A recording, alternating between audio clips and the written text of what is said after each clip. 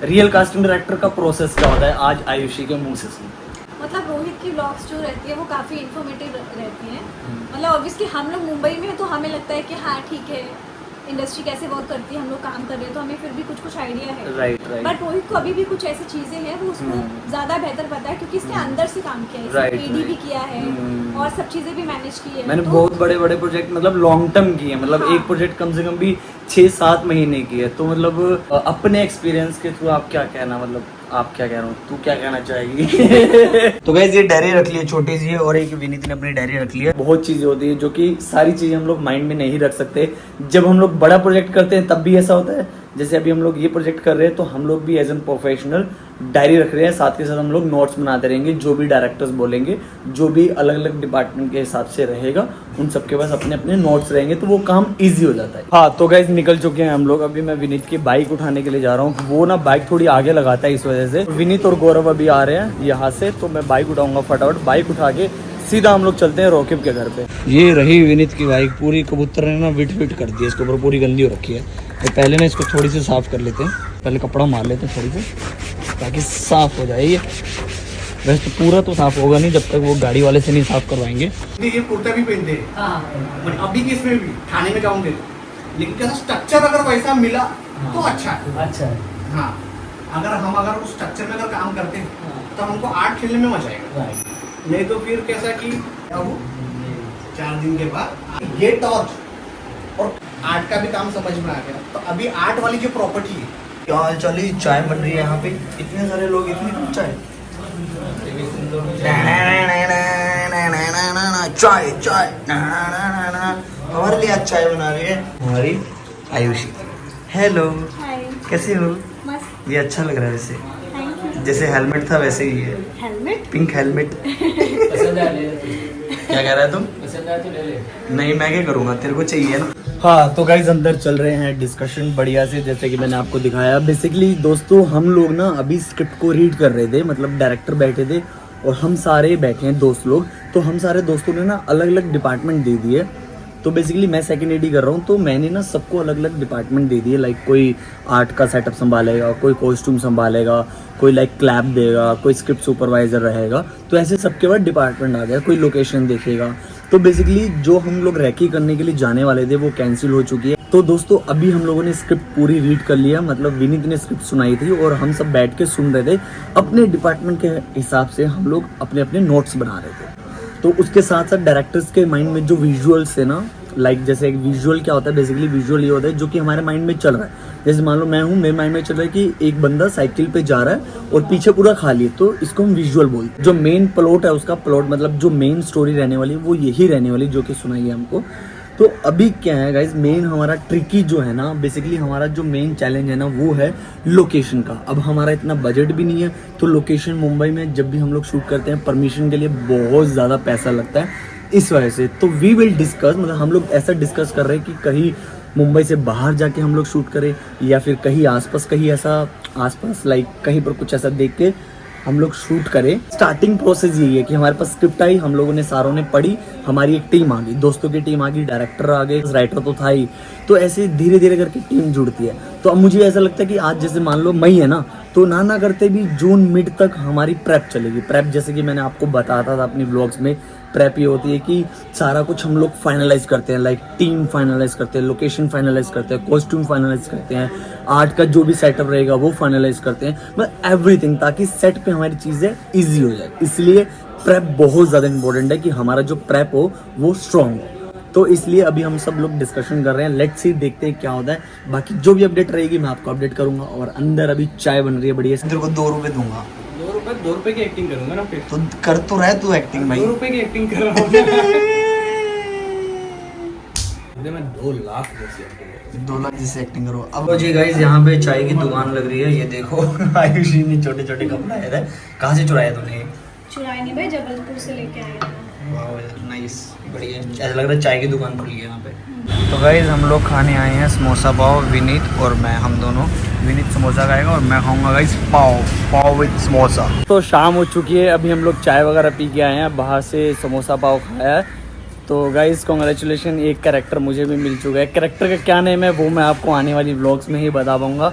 अभी नहीं बताऊंगा, बट अभी फाइनल नहीं हुआ है। बट हाँ बोला है कि तुम ये कैरेक्टर करना, वो चीज़ें जब होंगी तो मैं आपको बताऊंगा गाइस कौन सा मैं कैरेक्टर कर रहा हूँ। उसके अलावा दोस्तों आज मेरा हेयर कट नहीं होने वाला, क्योंकि उसका रीज़न है जो मेरे हेयर स्टाइलिस्ट है पुनीत भाई, उनका एक शूट है, इस वजह से। मीटिंग हो चुकी है ख़त्म, जस्ट अभी सब लोग गए हैं। अभी रोकी, वायुषी और विनीत यहाँ पर है, मैं यहाँ हूँ। उसका रीज़न है क्योंकि जस्ट अभी हम लोग बैठेंगे बजट बनाने के लिए। वैसे सारा ऑल ओवर बजट बन चुका है। उसके अलावा दोस्तों एक मेरे सब्सक्राइबर है, उन्होंने पूछा था कि फीमेल में इंट्रोडक्शन कैसे भेजते हैं, तो मैं अब आयुषी के पास ही हूँ, जो मेरी फ्रेंड है जैसे कि आप सब लोग जानते हो, तो मैं उसके मुंह से पूछवाता हूँ, क्योंकि वो फीमेल है तो उसके मुंह से पूछवाता हूँ कि कैसे इंट्रोडक्शन देते हैं, फीमेल्स में क्या क्या चीज़ें ज़रूरी होती है। तो चलो कुछ बोल। Hi hello. तो गाइज मैंने बताया था ना मेरी फ्रेंड जो है आयुषी, उससे मैं पूछवाऊंगा। सो बेसिकली मेरे एक सब्सक्राइबर है, उन्होंने बोला था मुझे कि एक फीमेल के ऊपर इंट्रोडक्शन बनाओ। अब फीमेल मैं तो बन ही नहीं सकता ना ठीक है, तो इसलिए आयुषी है, तो इससे मैं पूछवा देता हूँ क्या है। तो आयुषी, मैं चाहता हूँ कि मेरे जो सब्सक्राइबर है वो पूछ रहे हैं कि फीमेल्स के लिए इंट्रोडक्शन कैसे रहता है, मतलब फीमेल्स अपने इंट्रोडक्शन कैसे देते हैं ऑडिशन में, मतलब फिल्म इंडस्ट्री में। तो इंट्रोडक्शन जो होते हैं वो दो तरीके के होते हैं। एक होता है ऐड के लिए, वो अलग होता है, तो उसका इंट्रोडक्शन छोटा होता है, 18-20 सेकेंड ऐसे होता है। अगर आप फिल्म, वेब, सीरियल इनके लिए इंट्रोडक्शन बना रहे हो तो वो अलग होता है। अगर आप ऐड के लिए बना रहे हैं तो उसमें name, age, height, location, profile, उसके बाद दो चीज़ें आपको और बोलनी है, available on the shoot dates and no competitive brands. इतना बोलना है आपको इंट्रो जब आप बना रहे हैं ऐड के लिए। जब आप बना रहे फिल्म, वेब, सीरियल इनके लिए, तब आपको बहुत सारी चीज़ें और ऐड करनी पड़ती है, और जो लास्ट की 6 और 7 चीज़ें हैं ये आपको हटा देनी है। Available on the shoot dates and no competitive, आपको कुछ नहीं बोलना है क्योंकि उसमें आपको कोई कॉम्पिटिटिव है ही नहीं। राइट। आपको बोलना है name, age, height, location, profile, obviously आप कहाँ से हो, कौन कौन सी भाषा बोल लेते हो, और आपकी हॉबीज़ क्या है, आपने क्या क्या काम किया है, अगर आपकी कोई थिएटर ट्रेनिंग है, कोई एक्टिंग आपने कोर्स किया है, कुछ भी अगर आपने किया है, तो बेसिकली आप उसको 1 मिनट 1.5 मिनट का लंबा चौड़ा अपने बारे में बताओ। राइट, कि मैंने ये काम किया है, ऐसा हाँ। मैंने थिएटर किया है, कहीं से भी पास आउट है, तो हाँ, क्योंकि कभी कभी वो केवल इंट्रोडक्शन से ही जज करते हैं कि ये बंदा कितना कॉन्फिडेंट है। राइट। ऐड में आपका 2-3 सेकंड के लिए चीजें दिखती हैं, बट फिल्म एंड वेब में प्रॉपर कैरेक्टर होता है, सीरीज में आप काफी लंबे टाइम के लिए रहते हैं, तो उन्हें आपका बॉडी पोस्चर दिखता है, एवरीथिंग, सब कुछ वो अच्छे से जज कर लेते हैं इंट्रोडक्शन में।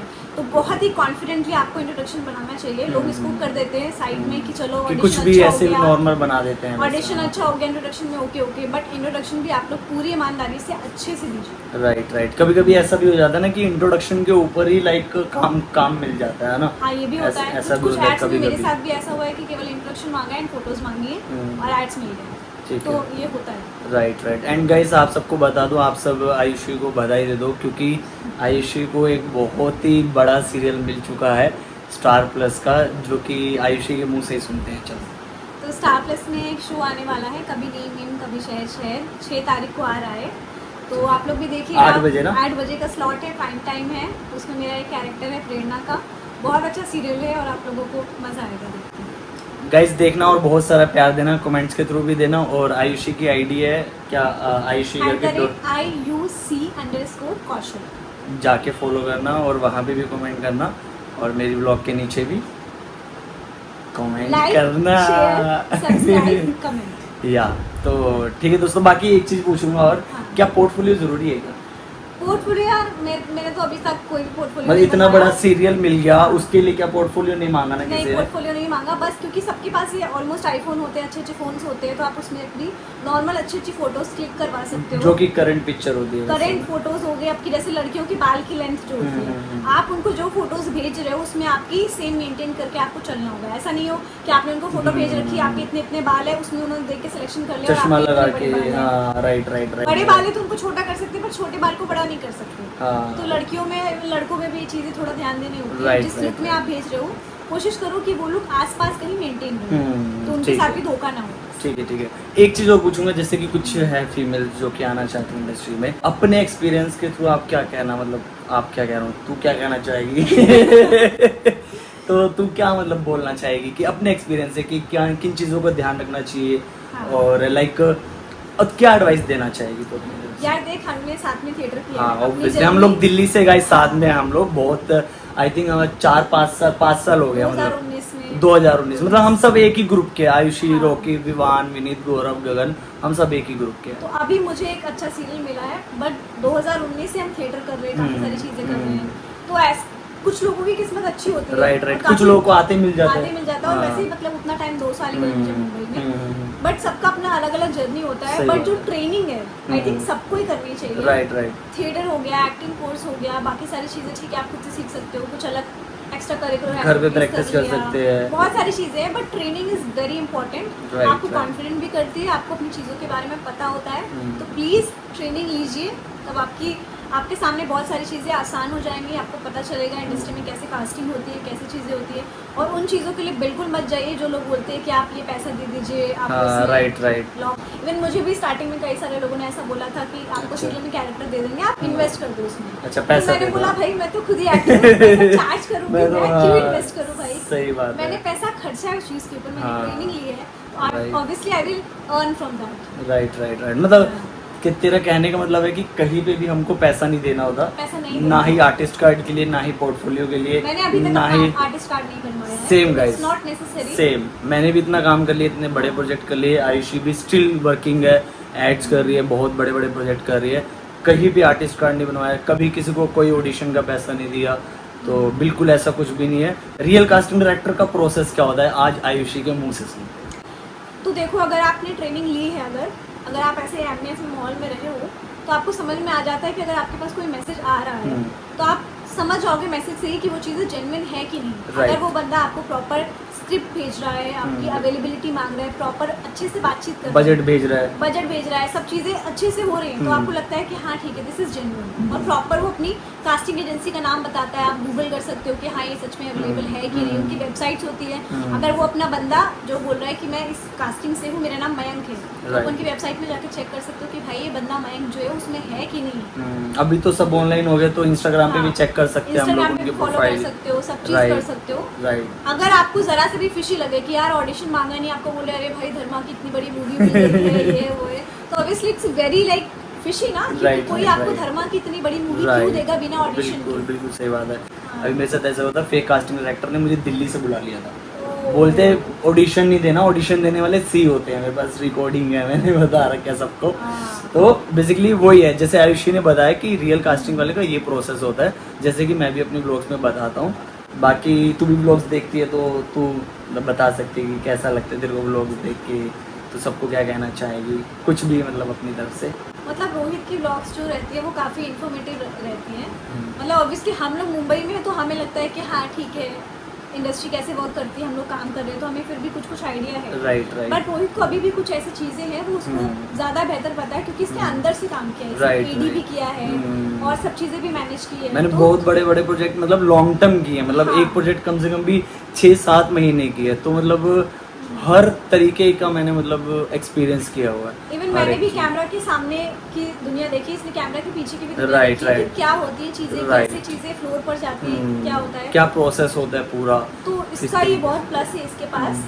और ऑब्वियसली मुझे भी बहुत कुछ सीखने को मिलता है इसकी ब्लॉग्स में से। तो आप लोगों के लिए जो लोग एक्टर बनना चाहते हैं, जिनके लिए है कि भाई मुंबई में दुनिया कैसी होती है, एक्टिंग इंडस्ट्री कैसे काम करती है, वो लोग भी अपनी नॉलेज बढ़ा सकते हैं कि कैसे चीज़ें घर बैठे बैठे चीज़ें पता चल सकती है।